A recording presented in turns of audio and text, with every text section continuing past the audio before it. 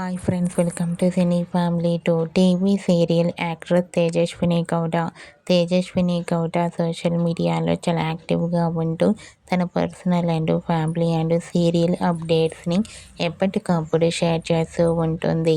తేజస్విని అమర్దీప్ చౌదరి కొన్ని టీవీ షోలలో కూడా పార్టిసిపేట్ చేస్తూ సందడి చేస్తుంటారు.